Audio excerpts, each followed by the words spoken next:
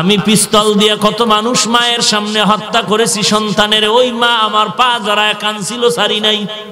এই অবস্থায় আমি কবরে যেতে চাই না, কারণ এই অভিশাপ আমার সন্তানের উপরেও চলে যাবে, মানুষ আমার সন্তানরাও গালি দিবে। তাহলে আমি ভালো কেমনে হতে পারি, চিন্তায় পড়ে গেল। আল্লাহর বান্দা এবার চিন্তা করতে করতে ফজরের আজান হয়ে গেল। বান্দা জীবনে মসজিদে যায় না, আজকে বান্দা মসজিদে যাওয়ার জন্য পাগল পাড়া হয়ে দৌড়াচ্ছে। ইমাম সাহেব দেখিয়ে তো ভয় পেয়ে গেল, সন্ত্রাসী কর্মকাণ্ড করনেওয়ালা মসজিদের বারান্দায় কেন? ওই লোকটা বলে, ইমাম সাহেব ভয় পাবেন না,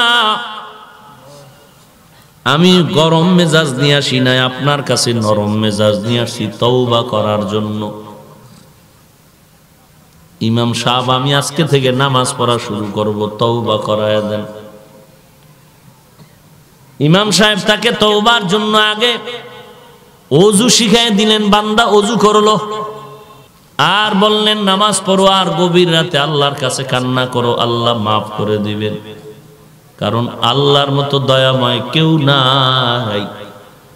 সন্তান হাজার অন্যায় করে মা বাবার কাছে ক্ষমা চাইলে, চোখের পানি দেখলে মা বাবার দয়া হয়ে যায়। দুনিয়ার ছাত্ররা যদি অপরাধ করে চোখের পানি ছেড়ে ওস্তাদের সামনে দাঁড়ায়, মায়া হয়ে যায়। ওই মা বাবার থেকে, ওস্তাদদের থেকে আল্লাহর মায়া কি কম? আল্লাহর কাছে বান্দা যদি কান্না করো, আল্লাহর কেন দয়া হবে না, মায়া হবে না? আল্লাহ বলেন তওবা কর, আমি জীবনের সব গুনাহ মাফ করে দিব। ইমাম সাহেব বলে, তুমি গভীর রাত্রে ঘরের মধ্যে এক কর্নারে ওযু করিয়া আল্লাহর কাছে কান্না করতে থাকো। আল্লাহর বান্দা বাড়িতে ইমাম সাহেবের পরামর্শ নিয়ে বাড়িতে গেল। রাতের গভীরে, ফজরের আগে, তাহাজ্জুদের সময় ভোর রাতে উঠে ওযু বানাইয়া যায় নামাজ বিছায়, কান্নার আওয়াজ,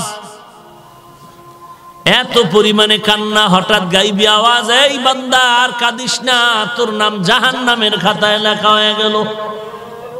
আল্লাহর বান্দা এই কথা শুনে আবার কান্না শুরু করলো। স্ত্রী ডাক দিয়া কয়, ও স্বামী আমার, কান্না করে কি লাভ? গাইবি আওয়াজ আসলো, নামটা তো জাহান্নামের খাতায় লেখা।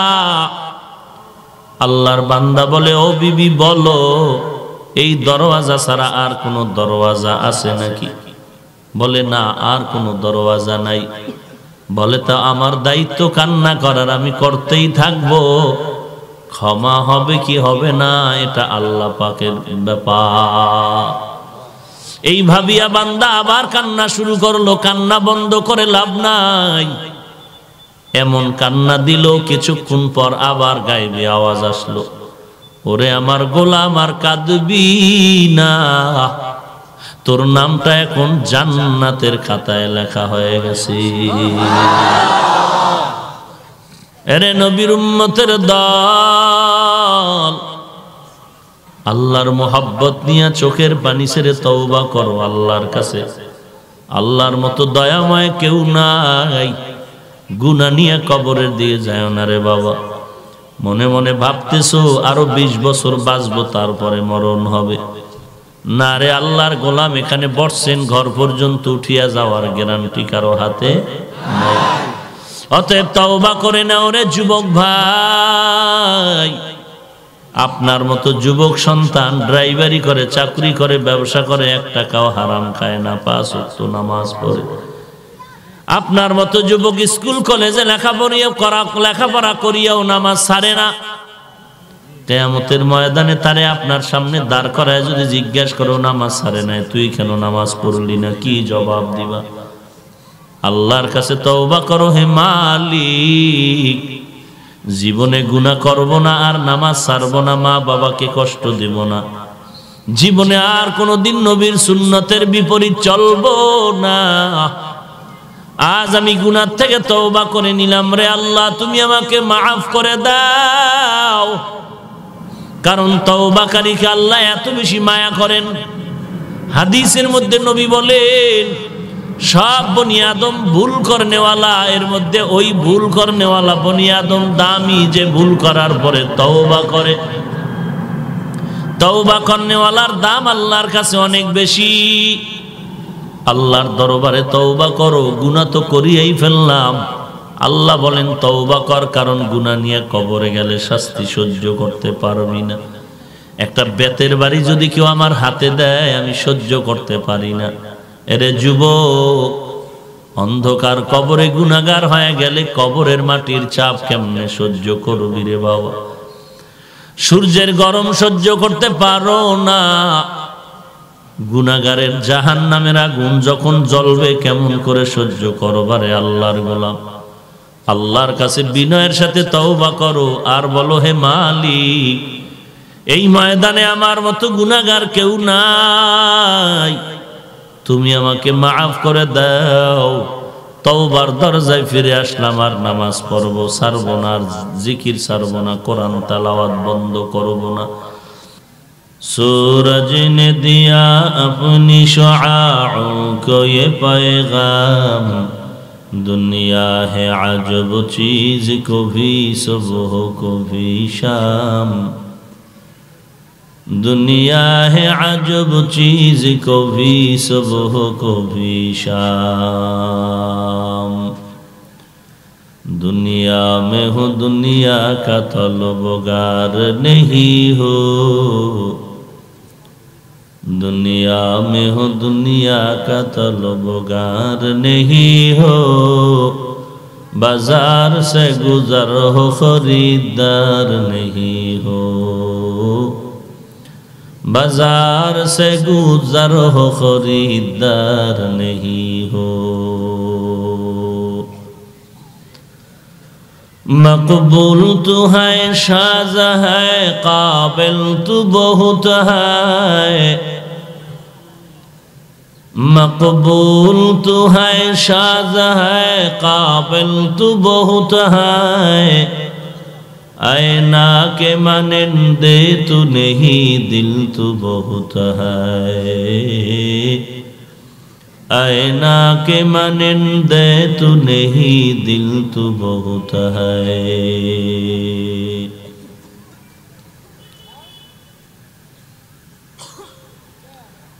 জামিয়া মদিনাতুল উলুম আসাদ জাহানারা মাদ্রাসা ও এতিমখানা কর্তৃক আয়োজিত হাফেজ ছাত্রদের পাগড়ি প্রদান উপলক্ষে 10ম ওয়াজ মাহফিল 29 ডিসেম্বর 2019। মহতী এই মাহফিলে উপস্থিত মোহতারাম সম্মানিত সভাপতি, প্রধান অতিথি, বিশেষ অতিথিবৃন্দ, মুআজ্জাজ ও মুকাররম জাতির মাথার মুকুট ওরাসাতুল আম্বিয়া হযরত উলামায়ে কেরাম, দূর দূরান্ত থেকে আগত আল্লাহ পাকের আশিকিন, জাকিরিন, শাকিরিন, মুহিব্বিন, মুরব্বিয়ান আযম, কলিজার টুকরা আমার সমবয়সী যুবক বন্ধুগণ, স্নেহের ছোট ভাই, মাইকের আওয়াজ শ্রবণরতা পর্দার আড়ালে সম্মানিত মা ও বোনেরা, রব্বুল আলামিনের দরবারে লাখো কোটি শুকর ও সুজুদ। যে মহান রব্বুল আলামিনে ফিতনার জামানায় কোরআন ও সুন্নাহর ভিত্তিতে সহি তরিকায় কিছু কথা বলার জন্য, শুনবার জন্য আমাদেরকে কবুল ও মঞ্জুর করেছেন, নেয়ামতের শুকর আদায়ার্থে মুসলমান হিসেবে ঈমানের আওয়াজকে উঁচু করে এক আওয়াজে উচ্চ কণ্ঠে সকলেই কালিমাত শুকর উচ্চারণ করি, আলহামদুলিল্লাহ। লক্ষ কোটি দরুদ ও সালাম সৈয়দুল মুরসালিন, রাহমাতুল লিল আলামিন, শফিউল মুজনিবিন, খাতামুন নবিয়্যিন, সৈয়দুস সাকালাইন, ইমামুল মুরসালিন, শফিয়ে আযম, রসুল আকরম, রহমত আলম, নবিয়ুল আরব আল আজম, হাবিব কিবরিয়া, আশরফুল আম্বিয়া, সৈয়দুল আম্বিয়া, शफीअ महशर साक़ी कौसर आका नामदार मदीना का ताजदार आफताब नबूवत फ़ख्र मौजूदात सय्यदुल मखलूक़ात हज़रत मुहम्मदुर रसूलुल्लाह सल्लल्लाहु अलैहि व आलिहि वसल्लम पर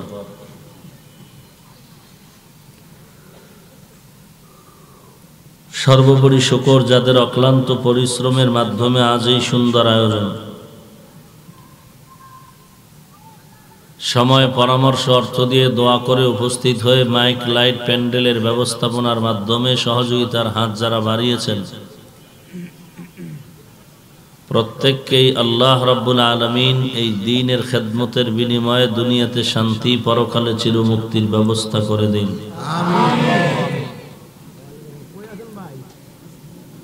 সংক্ষিপ্ত সময়ে কিছু কথা বলার জন্য কোরআনে হাকিমের এক আয়াতে কারিমা তিলাওয়াত করেছি।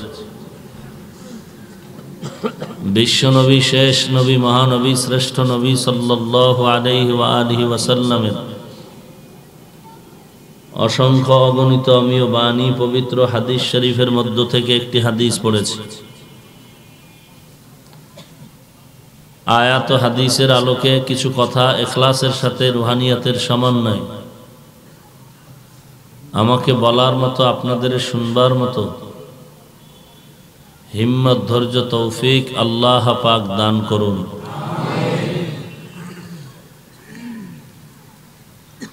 कुल या इबादियल्लज़ीना असरफू अला अनफुसिहिम हे रसूल करीम सल्लल्लाहु अलैहि व आलिहि वसल्लम उम्मत के बोलें आमार पक्ष थेके आमार बाणी पौंछाया देन या इबादी हे आमार प्रिय बान्दा बान्दिगण अल्लज़ीना असरफू अला अनफुसिहिम তোমরা যারা অন্যায় করে গুনাহের দ্বারা নিজের নফসের উপরে জুলুম করেছো লা তাকনাতু মির রাহমাতিল্লাহ তোমরা আল্লাহ পাকের দয়া করুণা রহমত থেকে নিরাশ হয়ে যেও না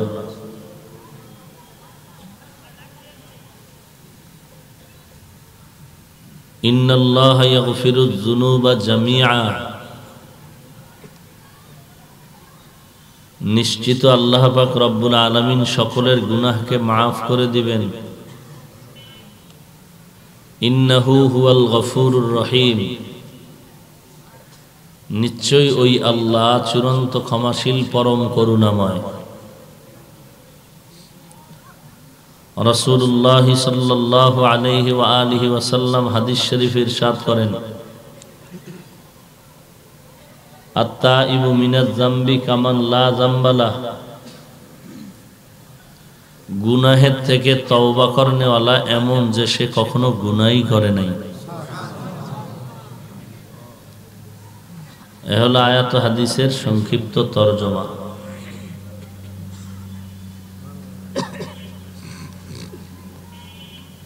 আল্লাহ পাক আয়াত এবং হাদিসের মাধ্যমে গোটা জাতিকে তওবার পথে আহ্বান করছেন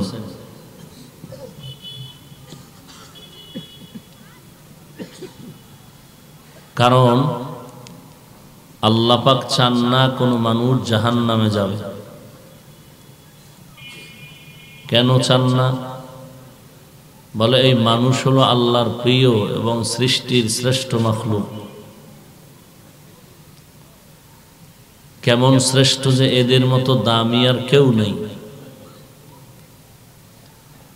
ওয়ালাকাদ কাররামনা বানি আদম وحملناهم في البر والبحر ورزقناهم من الطيبات وفضلناهم على كثير ممن خلقنا تفضيلا الله رب العالمين बोलें बनी आदम सृष्टिर श्रेष्ठ मर्यादाय अधिष्ठित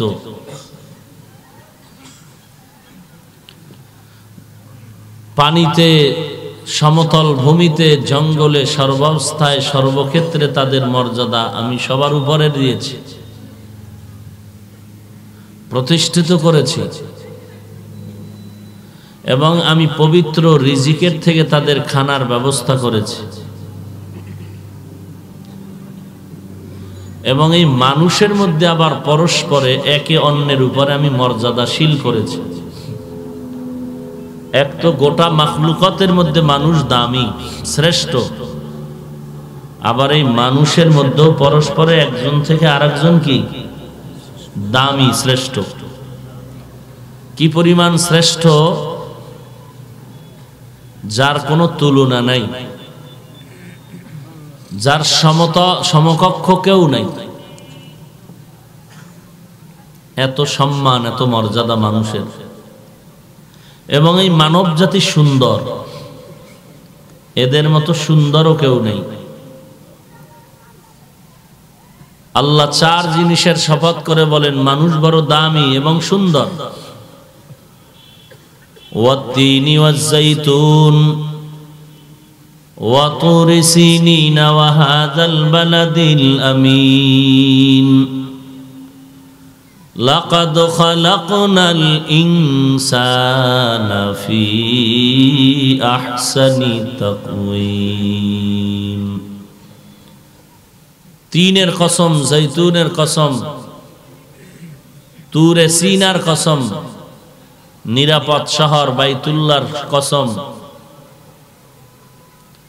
নিশ্চিত ইনসান জাতি সর্বোৎকৃষ্ট সুন্দর, এদের মতো সুন্দর আর কেউ নাই। একদিন স্বামী তার স্ত্রীকে বলতেছেন, স্ত্রী তুমি এত সুন্দর, দুনিয়ার মানুষের আলো দেয় চাঁদ, তো তুমি চাঁদের থেকেও সুন্দর হওয়া উচিত। আমার কাছে এমনই লাগতেছে। স্ত্রী বলে এটা কেমন কথা, চাঁদের থেকে কি কেউ সুন্দর হতে পারে? বলে অবশ্যই তুমি চাঁদের থেকে সুন্দর, যদি তা না হয় তুমি তালাক। এখন চিন্তায় পড়ে গেল, চাঁদের থেকে তো সুন্দর হওয়া সম্ভব না। ওলামাদের কাছে গেলেন সমাধানের জন্য, সবাই একই ফতোয়া দিলেন, স্ত্রী তালাক হয়ে গেছে, কারণ চাঁদের থেকে সুন্দর হওয়ার কল্পনাই করা যায় না। লোকটা মন বেজার করে যাচ্ছিল, আর হঠাৎ রাস্তার মাঝে ইমামে আজম আবু হানিফার সাথে মোলাকাত হলো। তিনি বললেন মন বেজার কেন? বলে এই হালাত, কথায় কথায় যা বলেছি আমার স্ত্রী তালাক হয়ে গেল। ইমামে আজম এখনো তিনি পরিপূর্ণ বয়সে উপনীত হননি।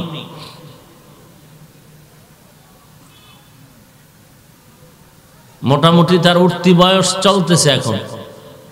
তো বললেন চলেন তো মাদ্রাসায়, ওলামাদের মজলিসে।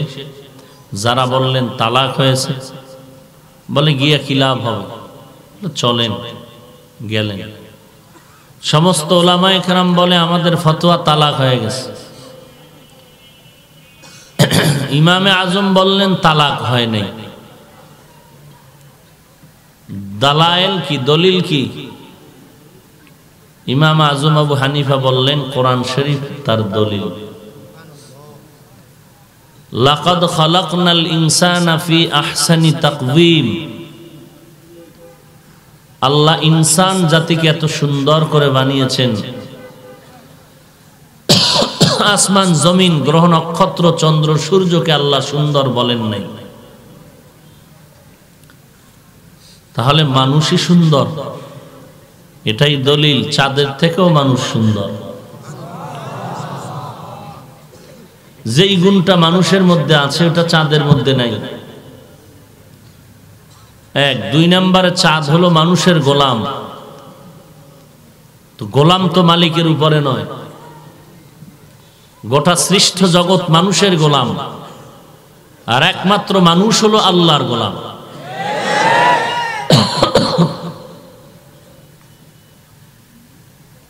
ইমামে আজম মাসআলা ইস্তেমবাত করে দিলেন। সেই ইমামে আজমের অনুসরণ আমরা করি। এখন যদি কেউ তাকে মুশরিক বলে গালি দেয়, তা আমরা বলতে পারি এই লোকটা ভণ্ড ছাড়া কিছু নয়।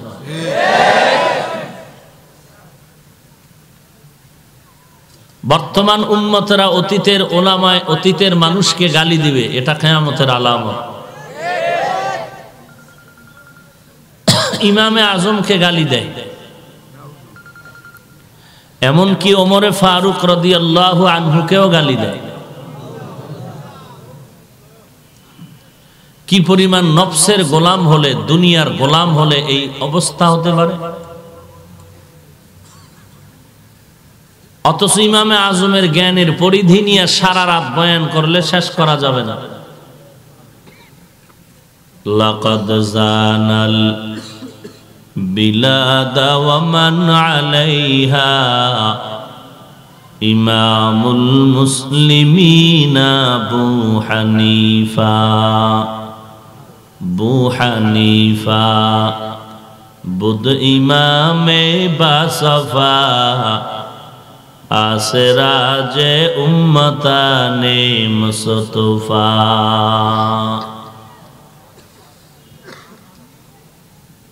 কত বড় জ্ঞানের অধিকারী ইমামে আজম।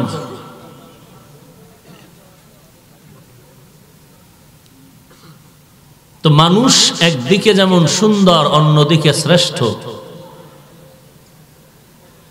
কেমন দামি, মানুষের মতো দামি কেউ নাই, সুন্দরও কেউ নাই।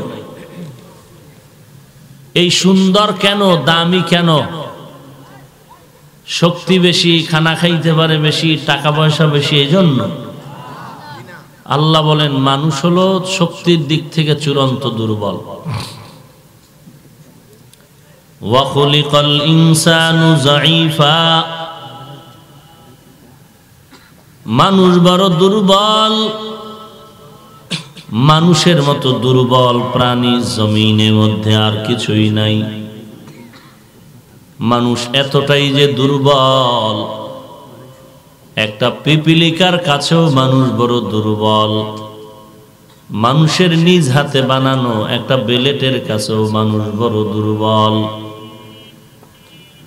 মানুষের মতো দুর্বল যেমন কেউ নাই, দামি তেমন কেউ নাই।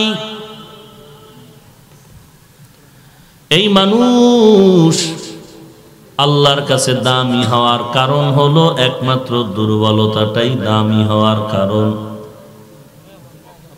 ঘরের মধ্যে দেখবেন বড় সন্তানও আছে, ছোট ছোট বাচ্চা, শিশু বাচ্চাও থাকে। ঘরের প্রত্যেকটা সদস্য, ভাই বোন, মা বাবা সবাই ছোট বাচ্চাটাকে আদর বেশি করে।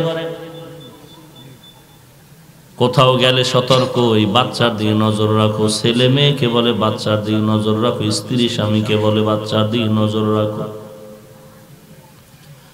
সবাই বাচ্চাটার দিকে নজর রাখার মানে কি? বাচ্চা বড় ডাকাত। বাচ্চা ডাকাত না, সন্ত্রাসীও না, তো নজর কেন রাখবে? বলে এটা দুর্বল, দাঁড়াতে পারে না, হাঁটতে পারে না, হঠাৎ হোঁচট খেয়ে যদি পড়ে যায়। সবাই সতর্ক দৃষ্টি রাখো, বাচ্চা দুর্বল। আর এই দুর্বলতাটাই হলো ভেতরে সকলের থেকে তার মায়া বেশি। আল্লাহ বলেন জমিনের মধ্যে, আসমানের মধ্যে যাহা কিছু আমি আল্লাহ বানাইলাম, এর মধ্যে মানুষ বড় দুর্বল, মানুষ বড় সুন্দর, মানুষ বড় শ্রেষ্ঠ। এই দুর্বলতার কারণে আমি আমার বান্দাগুলোকে এত মায়া করি, যেই মায়া আমি অন্য মাখলুকতের করি না। কারণ সব মাখলুকত বানাইলাম আমার বান্দার গোলাম, আর আমি আমার মানুষগুলো বানাইলাম আমার একমাত্র আল্লাহর গোলাম। আল্লাহ তাআলা সব মানুষকে আপন করে ডাক দিলেন, ইয়া ইবাদি, হে আমার প্রিয় বান্দা বান্দিগণ। আল্লাহ যদি মুমিন বলে ডাক দিতেন বেঈমান বাদ হয়ে যেত। তওবার দরজা থেকে বেঈমানেরা বিমুখ হয়ে যেত। আল্লাহ তওবার পথে আহ্বান করতে গিয়ে এমন একটা শব্দ ব্যবহার করলেন, ইয়া ইবাদি, হে আমার প্রিয় বান্দা বান্দিরা। আসমানও আল্লাহ বানাইছেন, জমিনও আল্লাহ বানিয়েছেন, পাহাড় আল্লাহ বানিয়েছেন, সব আল্লাহ বানিয়েছেন। আল্লাহ কখনো বলেন না আমার আসমান, আমার জমিন, আমার চন্দ্র, আমার সূর্য, আমার চাঁদ, আমার পাহাড়, আমার পানি, আমার মাছ, আমার গাছ। আল্লাহ শুধু বান্দাদের ডাকলেন, ইয়া ইবাদি, হে আমার বান্দা বান্দিরা। সূর্য আল্লাহ বানিয়েছেন কিন্তু বলেন না আমার সূর্য। চাঁদ আল্লাহ বানিয়েছেন, বলেন না আমার চাঁদ। মানুষকে কেন বললেন তোরা আমার বান্দা? সন্তান আমার সামনে দাঁড়িয়ে আছে, জামা কাপড় পরা। কেউ যদি বলেন হাফিজ ভাই, সন্তানের জামা হাতে নিয়ে বলেন এ জামাটা কার? আমি বলবো এটা আমার না। কে বানায় দিয়েছে? আমি বলবো আমি। টাকা দিয়েছে কে? আমি। তো কেন বললেন আপনার জামা না, আপনার না? আমি বলবো জামাটা আমি টাকা দিয়েছি, আমি কিনে দিয়েছি, কিন্তু আমার জন্য বানাই নাই। জামাটা আমার সন্তানের, সন্তান হলো আমার। চাঁদ আমি বানাইলাম, চন্দ্র সূর্য গ্রহ নক্ষত্র পাহাড় পর্বত মাছ গাছ, এগুলো আমার কেন বলি না? বলে এগুলো আমার বান্দার জন্য বানাইলাম, বান্দা আমার ইবাদতের জন্য বানাইলাম। এজন্য বান্দাগুলোকে বললাম তোরা আমার। আর গাছপালা দুনিয়া নামক যা কিছু আছে সব তোমার। অর্থাৎ দুনিয়ার সব কিছু বান্দার গোলাম। বান্দা কার গোলাম? ভালো করে বুঝবেন, দুনিয়ার টাকা পয়সা বাড়ি গাড়ির জন্য আমাকে বানানো হয় নাই, বরং টাকা পয়সা বাড়ি গাড়ি আমার জন্য। টাকার জন্য আমি না, আমার জন্য টাকা। বাড়ির জন্য আমি না, আমার জন্য বাড়ি। ঘরের জন্য আমি না, আমার জন্য ঘর। দোকানের জন্য আমি না, আমার জন্য দোকান। তাহলে আমি কার জন্য? বলে আমি একমাত্র। ইন্না সালাতি ওয়া নুসুকি ওয়া মাহইয়ায়া ওয়া মামাতি লিল্লাহ ওয়া মামাতি লিল্লাহি রাব্বিল আলামিন। रंगे तक़वा रंगे सिद्क़ रंगे दीन ताअबद बाकी बुअद बर आबदीन। আমার নামাজ, আমার কুরবানি, আমার মরে যাওয়া, বেঁচে থাকা সব একমাত্র কার জন্য? আমি বয়ান করি আল্লাহর সন্তুষ্টির জন্য, বয়ান শুনি আল্লাহর সন্তুষ্টির জন্য। এরে নবীর উম্মতের দল, দুনিয়ার সব আমার গোলাম, আমি দুনিয়ার কোনোটার জন্য গোলাম না। অতএব টাকা আমার জন্য, বাড়ি আমার জন্য, ঘর আমার জন্য, দুনিয়া আমার জন্য, আমি দুনিয়ার জন্য না। ফলাফল কি দাঁড়ালো? দুনিয়ার সব আমার গোলাম, ও তো আমাকে খুঁজবে। আমি টাকা খুঁজবো না, টাকায় আমাকে খুঁজবে। আমি বাড়ি খুঁজবো না, বাড়ি আমাকে খুঁজবে। আর আমি বান্দার কাজ হলো আমি আল্লাহকেই সদা খুঁজবো। দুনিয়ার সব আমাকে খুঁজবে, আমি কাকে খুঁজবো? ইয়া ইলাহি মুঝসে মুঝকো दूर कर, ताके देखो मुझ में तुझको एक नजर। या इलाही तू मेरा माबूद है, या इलाही तू मेरा माशूक है, या इलाही तू मेरा सत्तारो है, या इलाही तू मेरा गफ्फारो है। قل يا عبادي الذين أسرفوا على أنفسهم لا تقنطوا من رحمة الله إن الله يغفر الذنوب جميعا إنه هو الغفور الرحيم।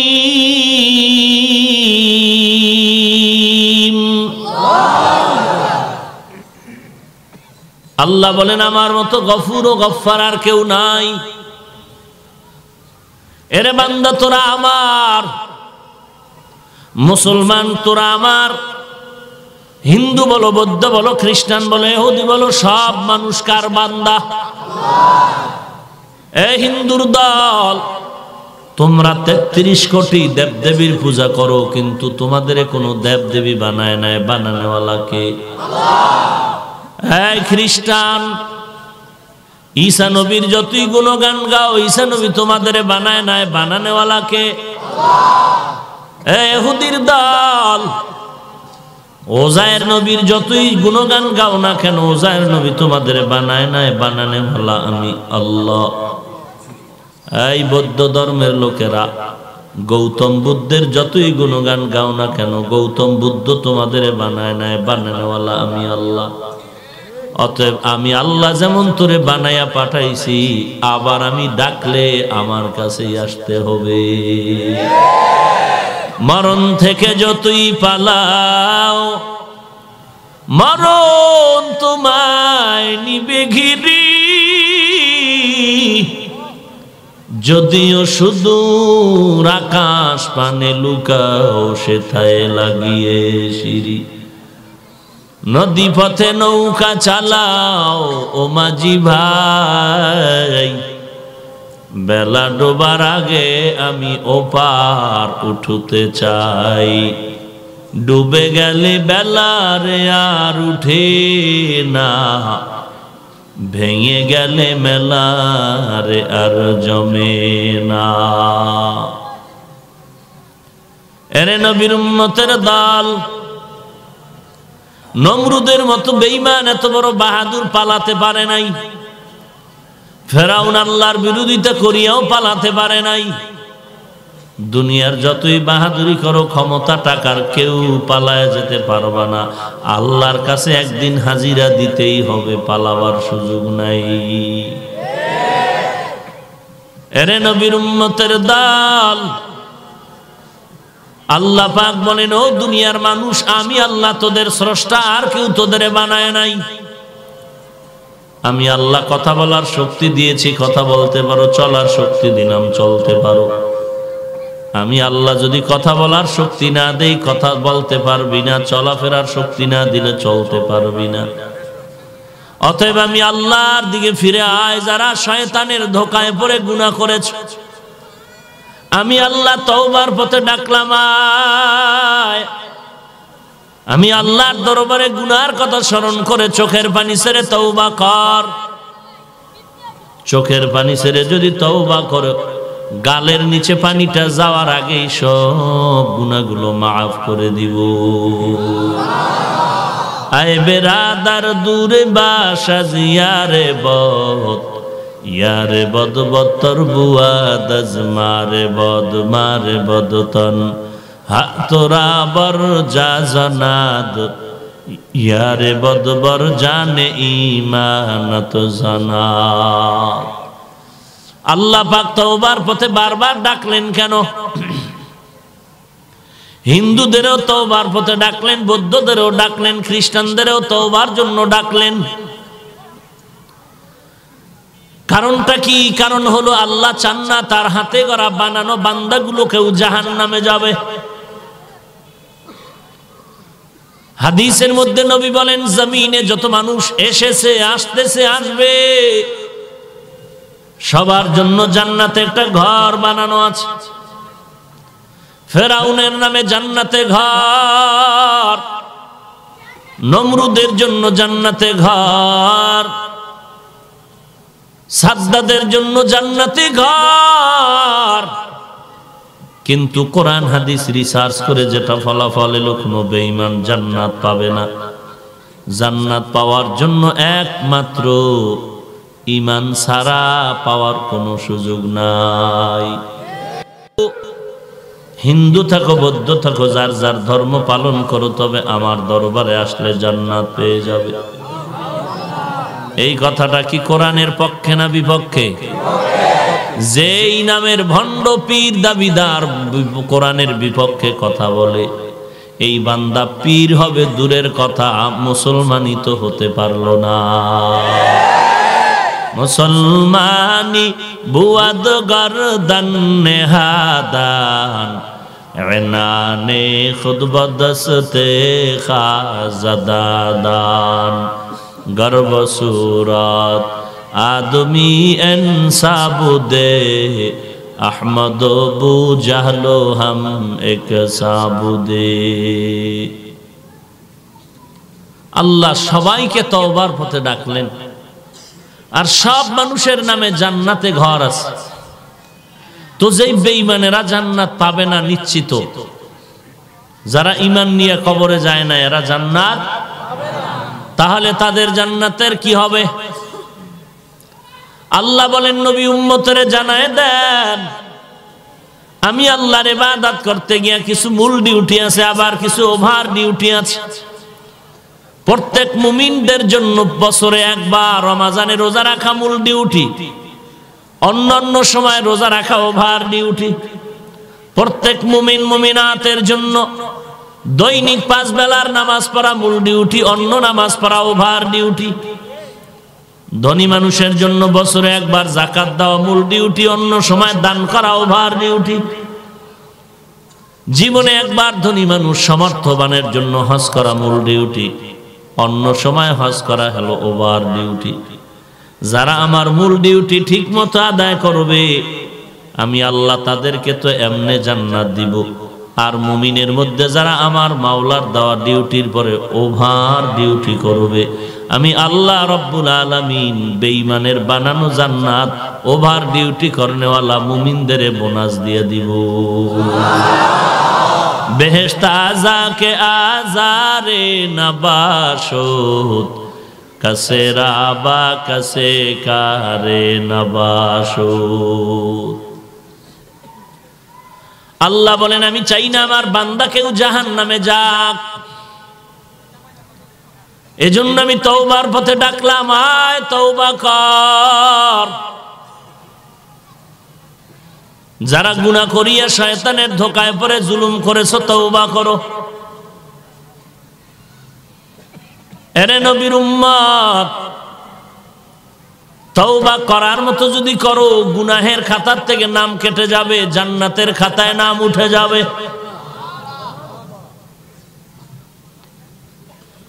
আল্লাহ তওবার পথে আহ্বান করলেন। এক বিধর্মী লোক একটা মূর্তি বানাইয়া সামনে বসায় ওটারে ডাকে, সনম সনম সনম সনম। এ আমার দেবতা, ও আমার খোদা, এইভাবে ডাকতেছে। কোনো আওয়াজ নাই, আওয়াজ নাই, আওয়াজ নাই। হঠাৎ একদিন সনম সনম সনম ডাকতে ডাকতে জিহ্বা দিয়া অনিচ্ছায় বের হয়ে গেল সমাদ, আল্লাহুস সমাদ। সাথে সাথে জবাব আসলো, লাব্বাইকা ইয়া আবদি। আল্লাহর বান্দা চমকে গেল, এত বছর সনম সনম বলে ডাকলাম, কোনো আওয়াজ নাই, আজকে সমাদ শব্দ বের হয়ে গেল। কে আমাকে বলে, তুই আমারে ডাকো কেন? কে আপনি? বলে, আনা রব্বুক, আমি তোর রব। বলে, এতদিন ডাকলাম, এতদিন জবাব পেলাম না, আজকে সমাদ শব্দের ডাক পেলাম, জবাব পেলাম। বলে, তুই এতদিন সনম বলে ডাকছো, সনম তো তোরে বানায় নাই, বানানেওয়ালা তো তোর রব। ওই রবেরে তুই ডাকবি, আমি তোর দিকে তাকায়ছিলাম, কখন তুই একটা আল্লাহ বলে জিহ্বাটা দিয়ে ডাক দিবি। এরে বান্দা, তুই আব্বাকে ডাকো, মাকে ডাকো, বাধা নাই। মাঝে মাঝে তুই জবানটা দিয়ে আল্লাহর মোহব্বতে আল্লাহকে ডাকবি।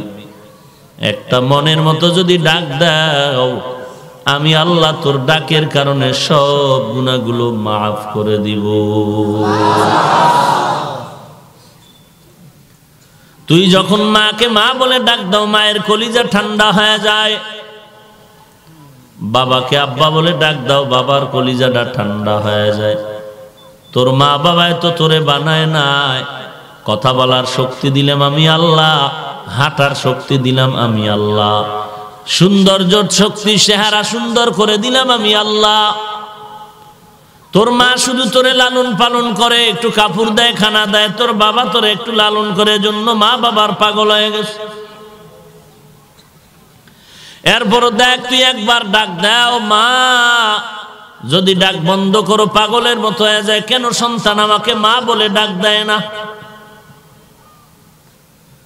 রাতের আধারে মা স্বামীর বিছানায় ঘুমিয়ে, স্বামী ঘুমায়, হঠাৎ দেখে স্ত্রী কান্না করে। আল্লাহর বান্দা বলে, বিবি এই রাতের বেলা কান্না কেন করো? বলে, মনে বড় দুঃখ।